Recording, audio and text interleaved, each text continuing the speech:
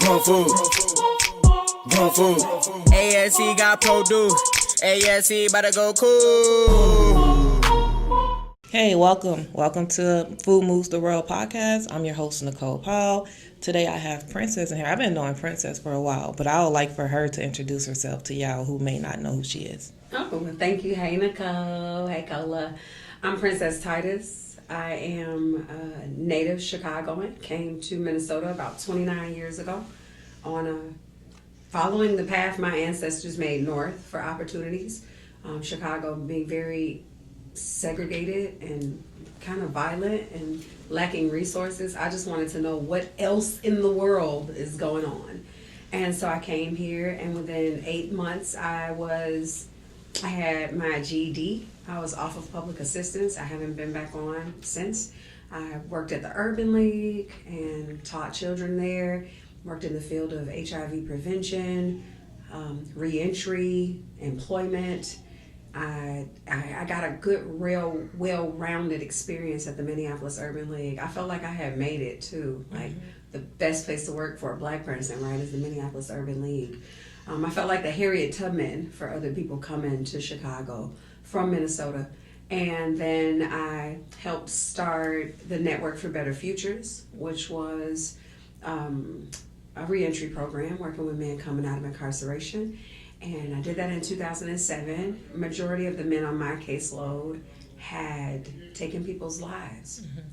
And so I got a chance to hear about all of the violences that happen before there's gun violence or physical harm done to someone. And then in 2010, when I was graduating from Metro State, getting my teaching license, I had took a few of my tests for my teaching, getting my teaching degree. I had took a few tests to get my teaching license. I had one test left, and my son Anthony Titus turned 16 on Father's Day.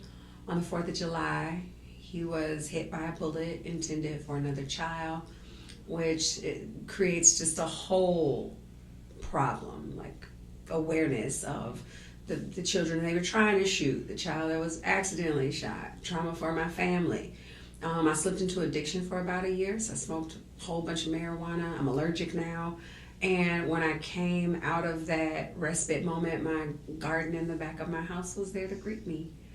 And I met with Michelle Horvitz, and we started to talk about food and what it does to us, what it means for us. Both of my grandmothers cooked, one grew. Both of their birthdays are November 11th. And so I really felt like whatever the experience with Nicole Powell and Michelle would offer me was where I needed to be to heal after losing my son in such a way that I intentionally ran from leaving Chicago 29 years ago. Okay. With that being said, I wanted to jump back in and ask you about a little of your upbringing. You know, you mentioned that you were from Chicago, and you said a segregated area? Yeah. Growing up, how was life then? Meaning, like, what led you to your work, right? Because something always happened. So as a young child there, did you always see yourself as, this is who I'm going to be, or you thought something else, or what light or what spark who you became today? Thank you for that. And so there's 3 key points that I see happening in my life when I reflect. The messages were telling me that I'd be where I'm at. My 2nd grade year, I was hospitalized, and they couldn't tell what I had. So I spent my whole 2nd grade year in the hospital, and I was given a life expectancy of 10. And so I had to sit in the hospital and in my mind think about what's death, what's die, because nobody comes and tells a child what that means. And so when I look at my ability to be up close with people and their trauma and their loss, when I look at how I accepted the nature of my Anthony transitioning, yes, unfortunate, yes, traumatic, but just accepting it as a part of not holding back my grief process. It was because of that time that I spent in the hospital when I was 8 dealing with my own death that was supposed to come. And then both of my grandmothers, Laura and Odessa Ema, or the Big O. Odessa cooking, going to college and getting her culinary license at like 52. And having a friend who grew food. And then Ema keeping her cancer at bay for years by growing her own marijuana and drinking it in tinctures and making teas and being like the oracle of the family and growing her own food and eating it. That let me know that when Appetite for Change was an opportunity, food justice, food, people having access, growing, cooking, eating, touching the soil, that let me know that this was the right place to be. And then that third place was in my family. I was the only child for about 10 years. And so being the bigger cousin and wanting to make sure that my younger cousins got the type of care that I got from my family when I was the only child and the only grandchild. So making sure they did their homework and they brushed and flossed and learned how to tie their shoes, that let me know I would be in a teaching field. So those are kind of some of the 3 points that led me to be a healer who knows that food is important and somebody who's really focusing on young people and youth.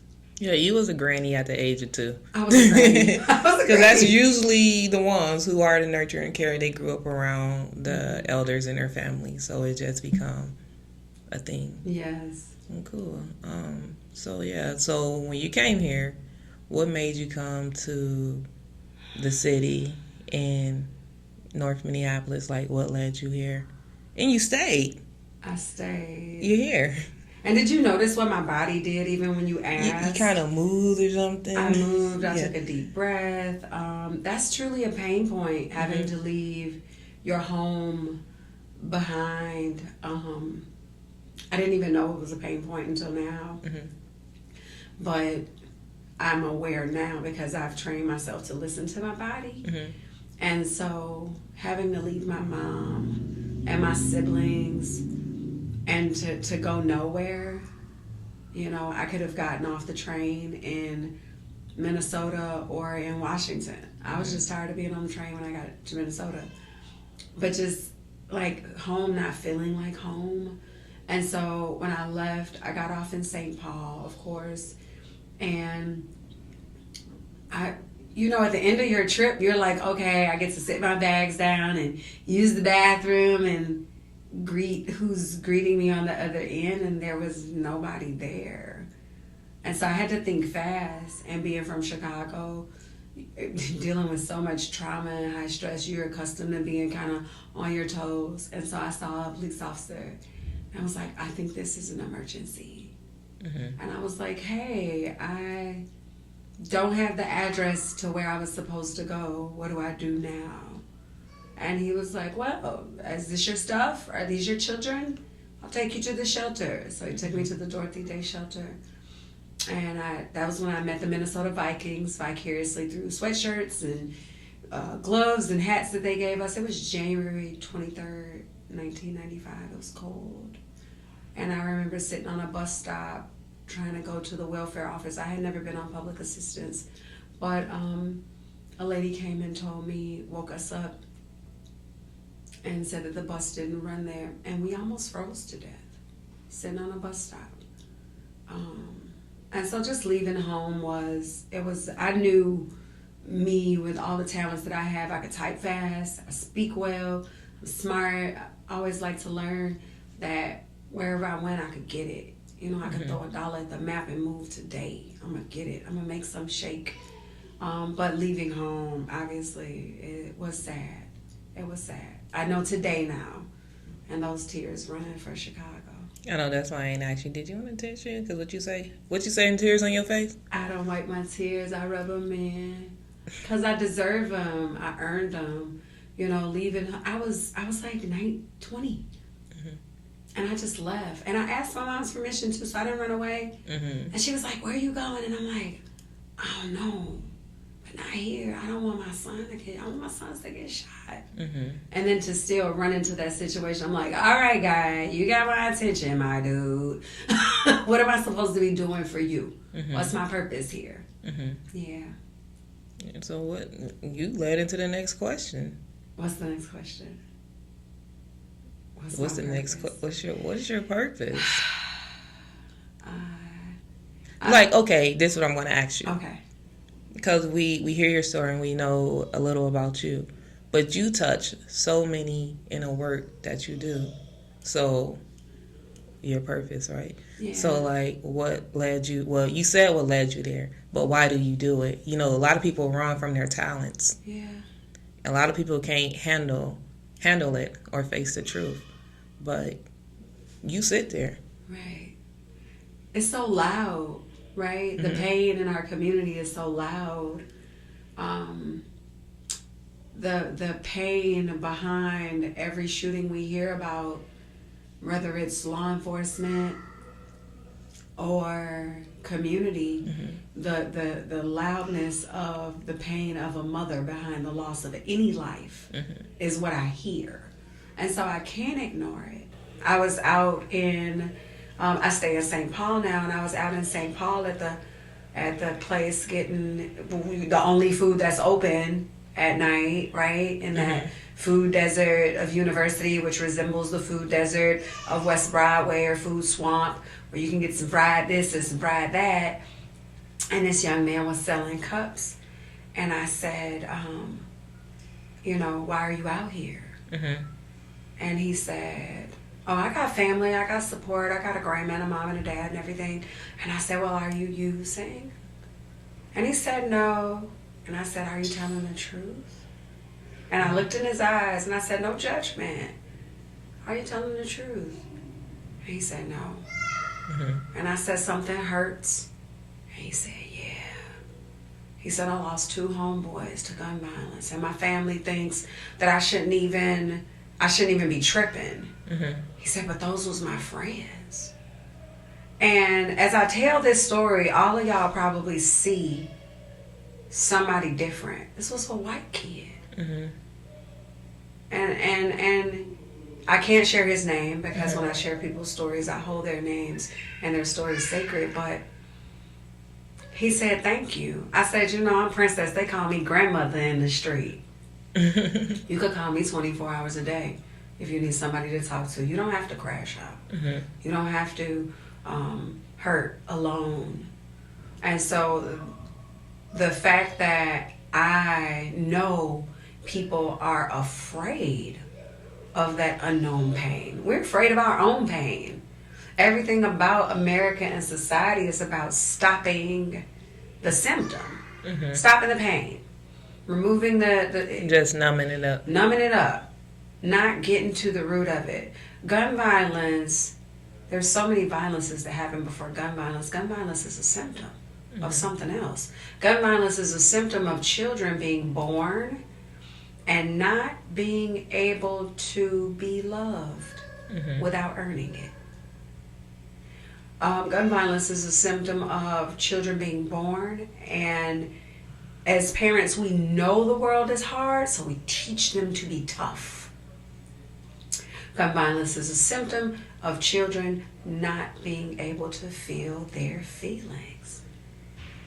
Don't be scared. You're a scary cat. Get up, boy. You ain't hurt. Stop crying. Stop acting like a girl. Stop acting like a girl. What's wrong? Wipe your face. Gun violence is a symptom of children not being able to be. Are you the man of the house? Or you a big boy? Or you a baby? How come I just can't be a child? You like pink? Oh, that's girly. You like dolls? Oh, that's girly. Why can't I just be a being that's coming to this earth and I don't know what's going on?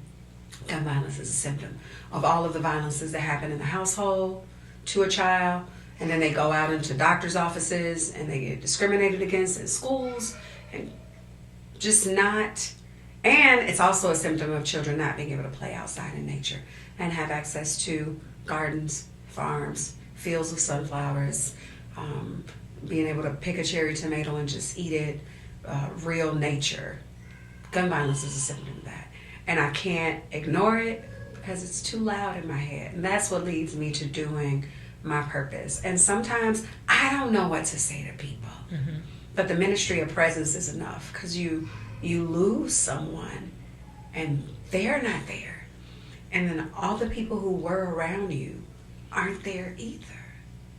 And so it ends up testing your worth, because you almost assume that you deserved your child to die. Along with, add that with some guilt, because you're probably like, if I coulda, you always get those. And so then you end up feeling like you're not worth it, because nobody's around you helping you. Nobody's saying your child's name. They think they're going to make you sad if they say their name. You're sad already. Nobody's helping you remember or celebrate, and nobody's thinking about you first as the primary caregiver, or the mother or the father. Let's not forget the dads. But in trauma, it's primary. When you respond, it's primary, secondary, and tertiary. If I bang my head on this table and blood gets on you and they see it, the ambulance is not going to come and help you clean up your jacket. They're going to tend to the person who was primarily impacted. And so I don't think people know that's how it goes. So I just love to show up and sit with people. And sometimes I'm like, oh, God, what do I say? And God's like, nothing. You just listen. And you let them tell that story over and over and over again. And then you learn. Also learn from others people's grief journeys. One beautiful thing I'll share, and then I'll let you ask me another question, because I can talk about this all day, because I've harvested so much from it. I'm listening, and I'm listening. Right. I was with a woman, and she said, and we took a ride out to the acreage in Osceola, Wisconsin, because I don't, like, this is my work, my passion, purpose work. So I don't have an office. I have a space where I do it. So I just do it in my car, or we'll go to the library, or we'll go get something to eat. So we drove to Osceola, Wisconsin, and we went to a farmer's market, right? Because I'm always find the good food, the real food somewhere, because food is important, super important. What you're feeding your body, the sustenance and the messages that you're telling yourself, they go together. And so we drove out there, and afterwards, and we both had cried and shared. And then she looked at me and she said, you know, you look like you're doing okay. She said, but did you really do the work? And I said, shit. I don't know. I said, I think I swept the middle of the floor and mopped it. I don't think I got in the corners or under the couch. And so this is that version of that. This is that. It's been 14 years. This is me really doing the real work, facing it a little different. And then when I went back to her and asked her and told her, thank you for saying that, she said, I didn't say that. And my musician friend talks about a term that when there's two sounds that are played, that a third sound comes.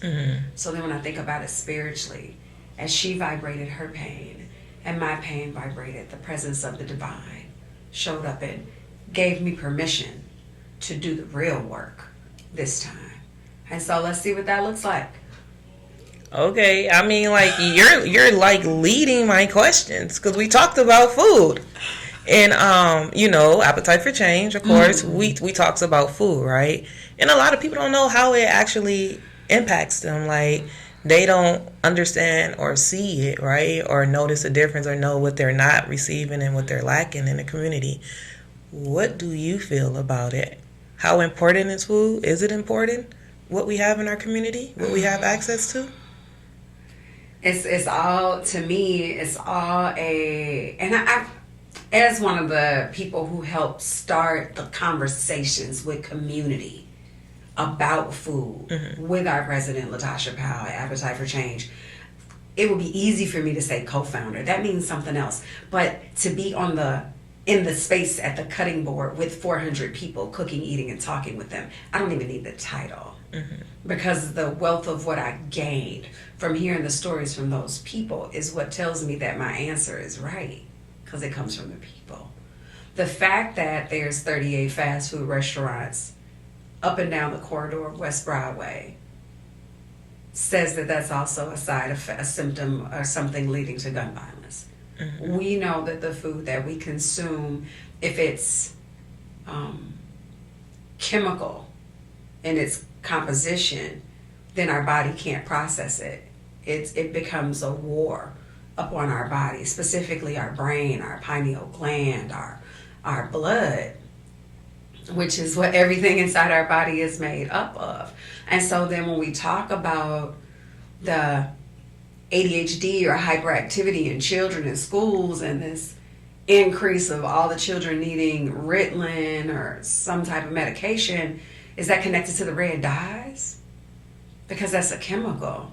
And the side effect of these chemicals are giving us behaviors that now we're calling mental health issues. Mm-hmm. That the only person who benefits from it is pharmaceutical companies and doctors. And so we know that food is medicine. Food is also telling you something. Everything that's around you can tell you something about yourself, and especially your food.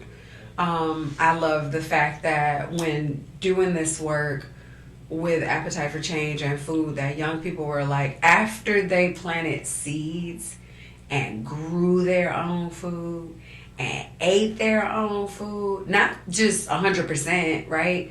Because we were just running a youth program, they would leave and go home and eat hooks or whatever, the regular junky food at home, but they just changing their food a little, changing that trajectory 5 knots in their ocean of life, just took them in a different path to the point where they were like, is this food here because we eat it?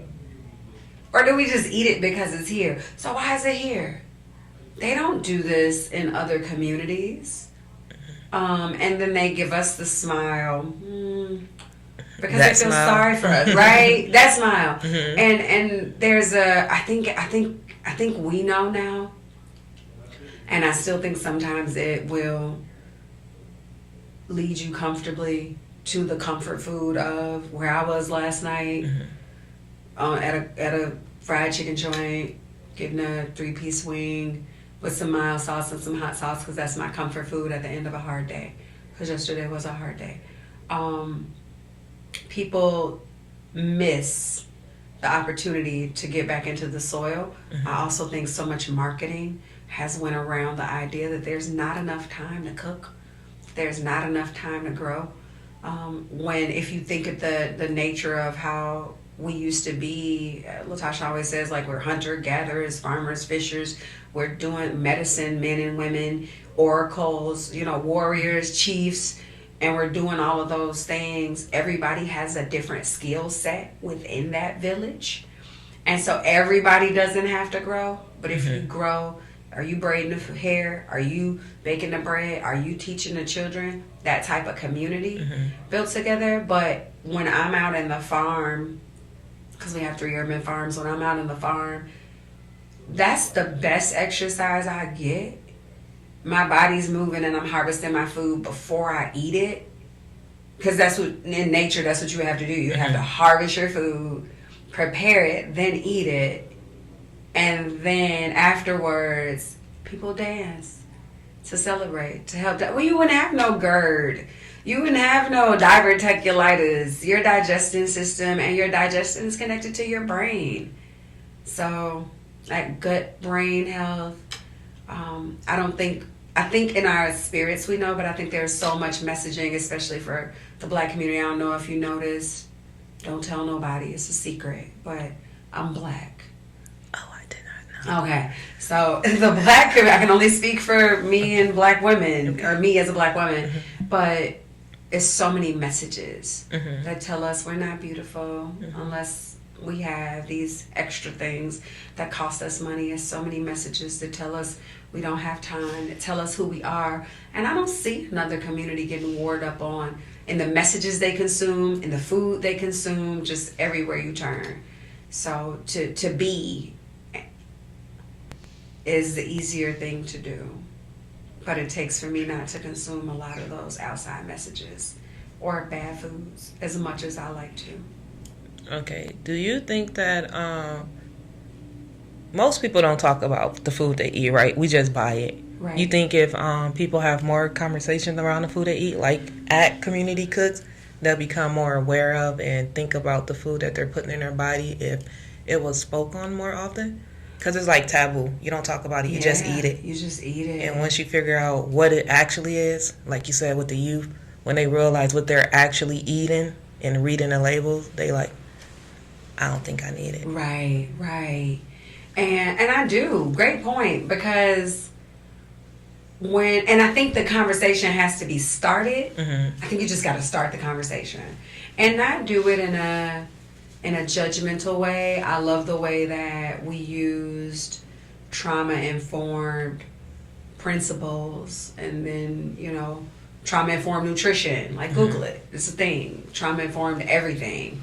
When you understand that people are enduring trauma, then trauma doesn't give you choice. And you don't trust, and you have to protect yourself. You're braced from it. So that trauma-informed way of coming and starting that conversation, cooking, eating, and talking, like at Community Cooks, allows people to kind of put their guard down. Mm-hmm. And then it's a safe space. And it's okay for them to say, I don't know and I want to learn.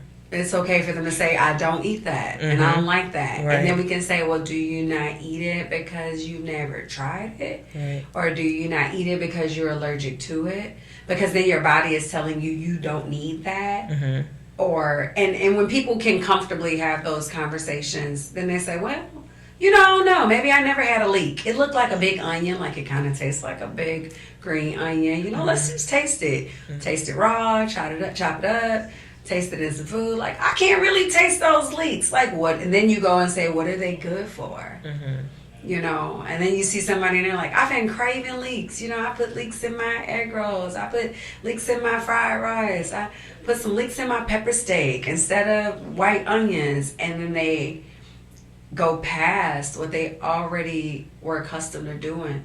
But you do have to start that conversation. And when you do it in community, other people are able to talk to other people. You're not just the teacher standing over telling everybody. So it's different than like a cooking workshop or a cooking class. It's community that has the shared knowledge and wisdom, that has the right questions, that has the equal coming to the table. That nobody's a big eye. In my community, we say no big eyes, no little U's, right? Absolutely. The community's coming with that, and then they're cooking together, so they get to create something, and that's is a success. Unless you cook with me. If you cook with me, our food probably gonna be messed up. I do other things better well than cook. Well, yeah. So, okay. So, Princess, we are coming to the end. I always have this final question. We are humans just being.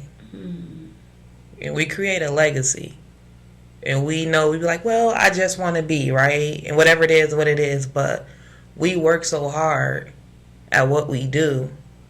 What is one thing that you would want to be?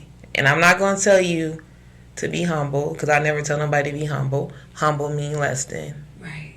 And you're above it all. But what is one thing you would be like, I want to be remembered for it?